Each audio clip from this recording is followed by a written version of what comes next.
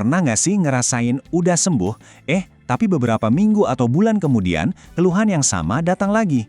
Ini siklus yang bikin frustrasi banget ya, dimana kita kayaknya ngobatin gejala yang nggak pernah bener-bener tuntas.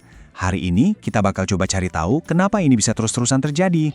Anda mungkin udah minum obat, udah ikutin semua anjuran, tapi kenapa ya rasa nggak nyaman itu selalu aja balik lagi?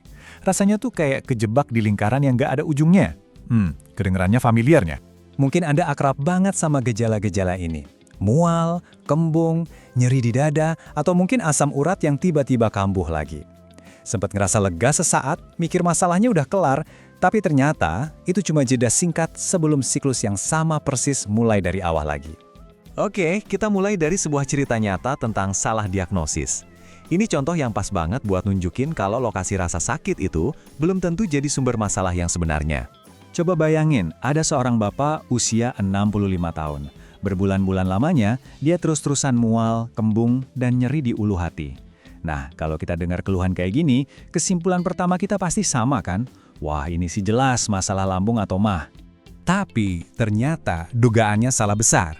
Setelah berbulan-bulan minum obat lambung tapi nggak ada hasil, baru ketahuan kalau sumber masalahnya itu bukan di lambung sama sekali. Gejala yang mirip banget mah itu ternyata cuma sinyal dari masalah yang lebih dalam, batu empedu. Ini contoh sempurna gimana kita bisa salah sasaran kalau cuma fokus sama gejalanya. Nah, cerita tadi itu nunjukin satu hal yang penting banget. Tubuh kita tuh sebuah sistem yang semuanya saling nyambung. Masalah di satu bagian bisa jadi cuma sinyal dari bagian tubuh yang lain. Sekarang kita lihat kasus kedua. Ada seorang wanita, usianya 30-an, ngalamin nyeri dada. Setelah diperiksa, memang beneran ada masalah di jantungnya. Jadi diagnosis awalnya kelihatan udah pas banget kan? Tapi anehnya nih, walaupun udah diobati untuk jantungnya, rasa sakitnya nggak hilang-hilang. Loh, kenapa? Karena ternyata sumber masalahnya bukan hanya jantung. Nyeri dadanya itu ternyata juga dipicu oleh gangguan di sistem organ yang lain. Jadi, meskipun alarmnya bunyi di dada, apinya ternyata lebih rumit dari yang dikira. Biar lebih gampang ngertinya, yuk kita pakai perumpamaan sederhana. Alarm lawan api. Anggap aja tubuh kita ini sebuah rumah. Coba bayangin ya, Anda lagi di rumah, tiba-tiba alarm kebakaran bunyi kenceng banget. Apa tindakan pertama yang bakal Anda lakuin? Matiin alarmnya yang berisik atau lari cari sumber apinya? Ada dua pilihan kan? Kalau kita matiin alarm, ya memang suaranya berhenti. Kita lega sesaat dari kebisingan. Tapi apinya masih ada di sana dan malah bisa makin besar.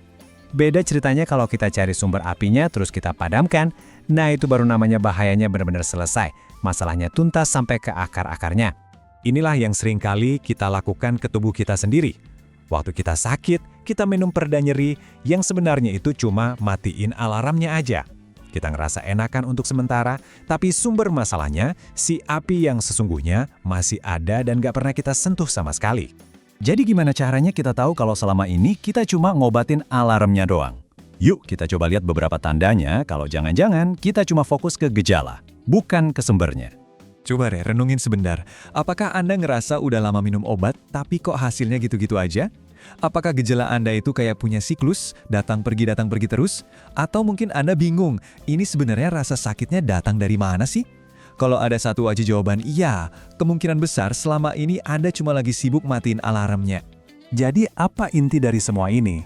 Ini tentang mengubah cara kita berpikir. Kita harus berhenti melihat gejala itu sebagai musuh yang harus dibungkam dan mulai mendengarkannya sebagai sebuah pesan penting dari tubuh kita. Pada akhirnya, sehat itu bukan cuma soal bebas dari rasa sakit. Sehat yang sejati itu adalah saat kita ngerti bahasa tubuh kita, dengerin sinyal-sinyalnya, dan merespon sumber masalahnya. Bukan cuma alarmnya. Pertanyaannya sekarang adalah, sudah siapkah kita untuk benar-benar mendengarkan?